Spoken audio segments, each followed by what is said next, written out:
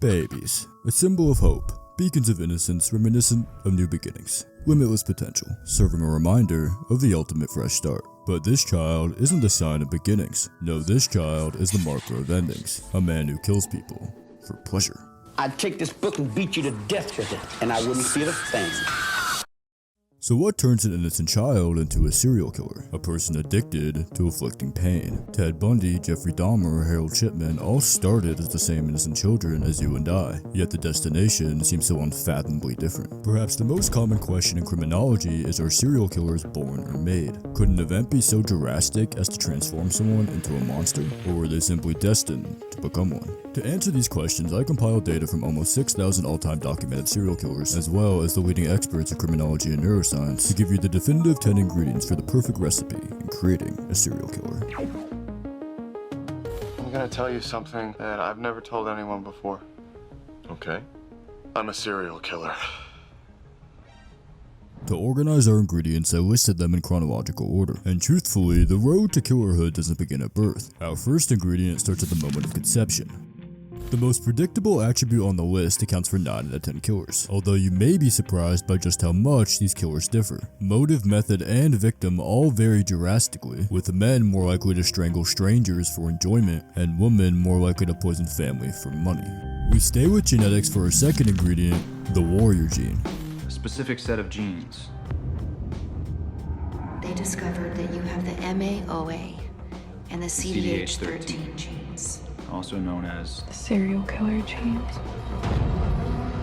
The MAOA, otherwise known as the warrior or serial killer gene, is responsible for breaking down neurotransmitters in the brain. Those with the L variant have low dopamine turnover rates, meaning more stimulation is needed to alter their mood. Specifically, negative stimuli such as aggression is particularly rewarded in the subcortical regions of the brain. To put it simply, people with the warrior gene get huge spikes of dopamine and serotonin when they're aggressive. That's also why so many serial killers say killing was the only way to feel something. I'm a lot like you, you know? Yeah, right. You're a killer. I'm empty. Suitably, this brings us to our third ingredient, drugs in the womb. And it has to do with too much serotonin during development. It's kind of interesting because serotonin is supposed to make you calm and relaxed. But if you have this gene in utero, your brain is bathed in this, so your whole brain becomes insensitive to serotonin. Having the warrior gene overexposes the fetus to serotonin in the womb, creating an immunity making it less effective later on in life. But genetics only explain a minority of the exposure. The larger component has to do with the mother. Stress, antidepressants, and various other drugs have been linked to disrupting a fetus's serotonin levels. For example, Jeffrey Dahmer's mother, Joyce, infamously took 26 pills a day, including morphine and Valium, while pregnant. Moving on to our most umbrella ingredient, psychopathy. You're inhuman. No, I'm in touch with humanity.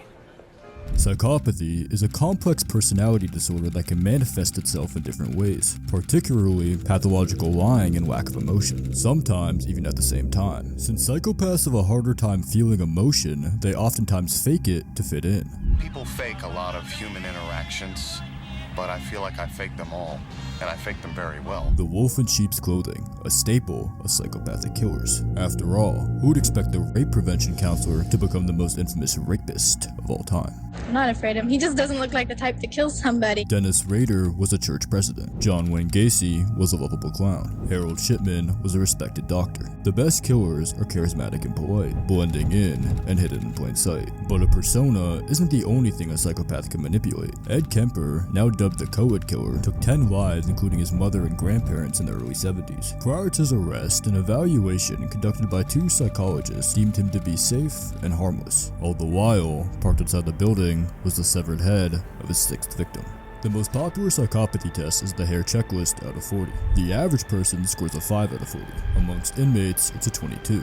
The average serial killer boasts a 32. Ted Bundy scored 39. Transitioning to environmental factors, we have our 5th ingredient, parental abuse. I did not say I was thankful for you, because I'm not.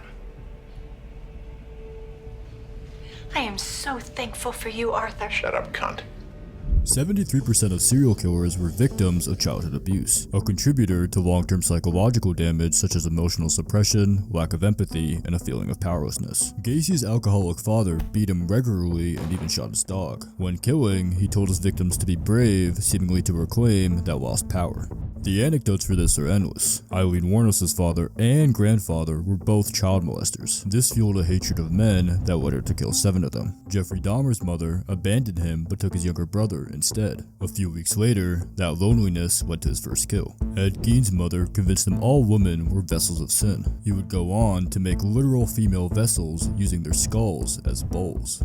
The 6th ingredient is significantly more potent before puberty: witnessing violence. I was there. I saw my mother's death. It climbed inside me that day. My dark passenger. To be clear, I'm not talking about a spanking. No, the violence has to be extreme in nature and in 3D. For example, at age 12, Richard Ramirez saw his older cousin murder his wife right in front of him. Children are highly malleable and often imitate what they see. Observations lead to actions, bringing us to our next ingredient: torturing animals. Yeah, but they didn't just die. They got killed so we could dissect them. Shut up, Denise.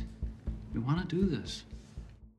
Your life is built by a series of habits. What's acceptable in one's mind can be slowly pushed. You don't just wake up one day and decide to rob a bank. First you steal a candy bar, then a TV, etc, etc. An animal is a serial killer's candy bar. Practice for the real deal. Share something with her. What you did when you were her age.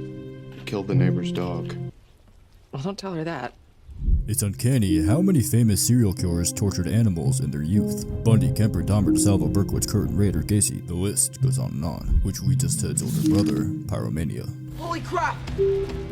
What'd you do? Fire's neat. Fire setting is synonymous with destruction and control. Hardly a killer's worst nightmare. Oh, an ecstasy, setting fires breaks my body, said Joseph Callinger. When tired of torturing his mother's parakeet, son of Sam turned to pyromania. Proudly journaling the 1400 fires he set around New York City. Gacy, Bundy, Fish, Gain, DeSalvo, Curtin, Holmes, Lee, Long, Toole. Yeah, you get it.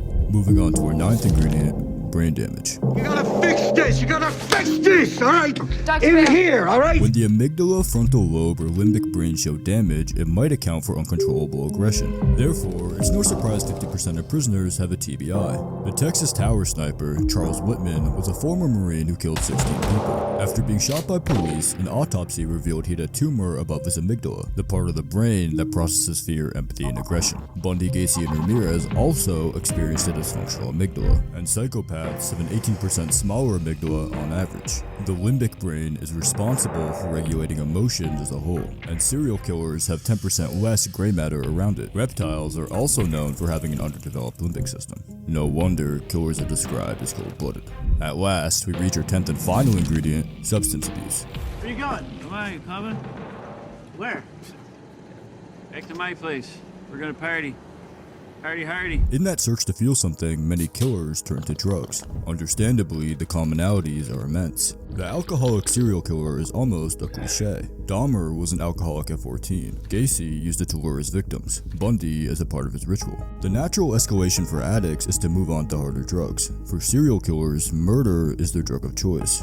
And there you have it, the 10 ingredients. You might be wondering why there's no mention of race or IQ. After all, if I told you to picture a serial killer, you'd probably imagine a smart white guy. But this misconception stems from all the popular ones fitting that profile. In actuality, a serial killer is more likely to be lower IQ or black. In fact, the 2 most deadly US serial killers by body count were both borderline illiterate.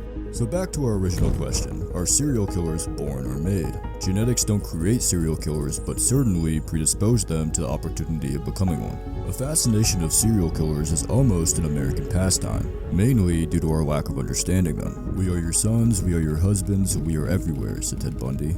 But how could that be? The friendly neighbor, the doting wife, the innocent child? Even you, I'm sure, have wanted to kill someone at one point in your life. So what separates you from a killer? If you walked around empty, abused, rejected, with killing being the only way to feel something, would you be able to resist? Alone, the 10 ingredients don't mean much. In fact, you yourself probably have a few of them. But when combined, they turn deadly and create the perfect recipe for a serial killer.